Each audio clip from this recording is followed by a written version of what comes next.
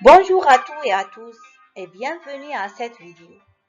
Nous allons explorer les deux chapitres du module de chimie générale et organique destiné aux étudiants de la première année tronc commun biologie de l'Université Tlemcen.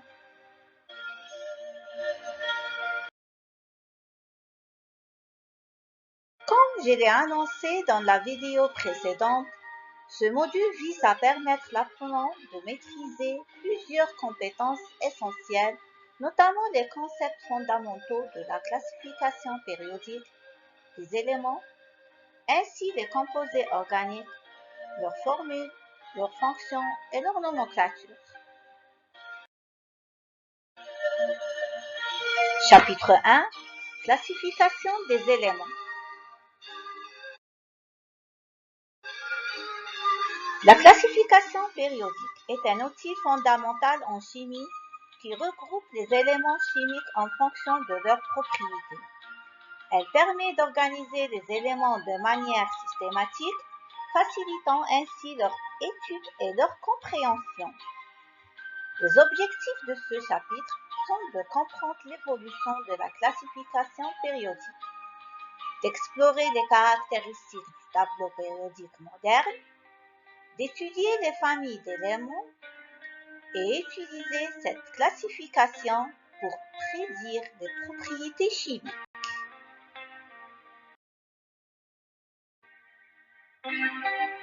L'histoire de la classification périodique commence avec Antoine Lavoisier en 1789 qui a tenté de classer les éléments en métaux et non-métaux. Puis, en 1869, Dmitri Mendeleïev a créé le tableau périodique moderne basé sur la masse atomique et les propriétés des éléments. Aujourd'hui, les éléments sont classés par numéro atomique croissant. Le tableau périodique est structuré en périodes qui sont en ligne horizontale, indiquent le nombre de couches électroniques, et en groupes qui sont des colonnes verticales, regroupant les éléments avec des propriétés similaires. Les blocs S, P, D et F indiquent la surcouche électronique en cours de remplissage.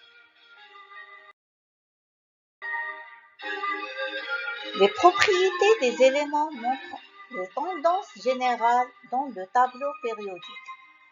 Par exemple, le rayon atomique augmente dans un groupe, mais diminue au sein d'une période. L'électronégativité et l'énergie d'ionisation suivent des tendances similaires.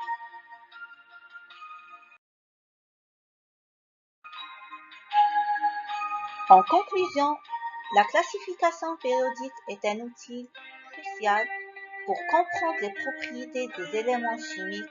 Dans le prochain chapitre, nous aborderons les composés organiques, leurs formules, leurs fonctions et leur nomenclature.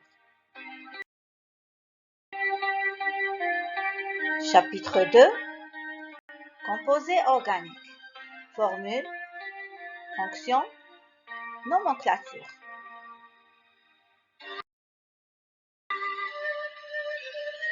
Les composés organiques sont des molécules contenant du carbone, essentielles à la vie.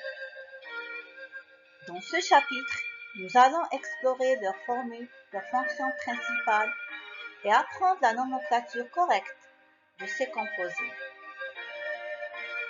Les objectifs de ce chapitre sont de comprendre les différentes formules des composés organiques, d'identifier les fonctions organiques principales et d'apprendre la nomenclature correcte de ces composés.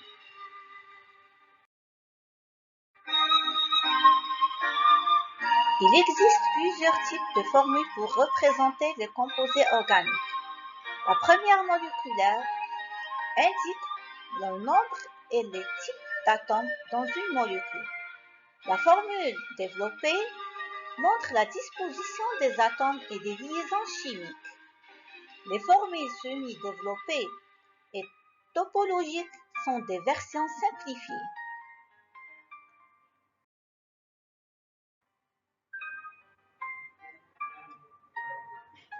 La nomenclature des composés organiques suit des règles spécifiques. Le préfixe indique le substituant, la racine, le nombre de carbone dans la chaîne principale, et le suffixe, la fonction principale.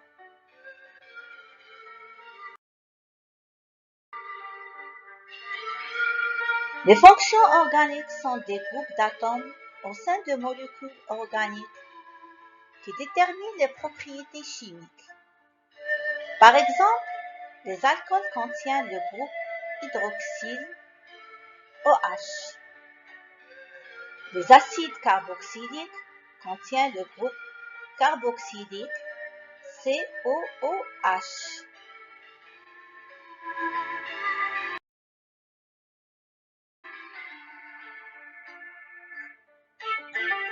La nomenclature l'UPAC est utilisée à l'échelle internationale pour nommer les composés organiques de manière systématique. Elle permet d'uniformiser le nom des composés à travers le monde, facilitant ainsi leur identification et leur utilisation en chimie et en industrie.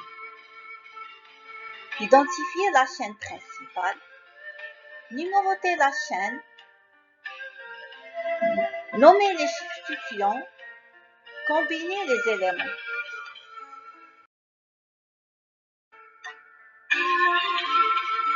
Les composés organiques sont essentiels en chimie.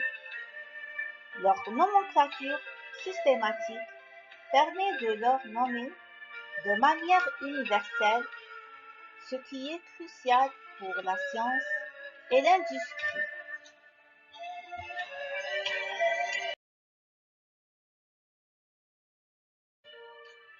En résumé, ces deux chapitres vous ont permis de poser des bases solides pour la suite de votre parcours en sciences de la vie. La classification périodique vous dira organiser vos connaissances en chimie, tandis que l'étude de composés organiques vous prépare à aborder la biochimie.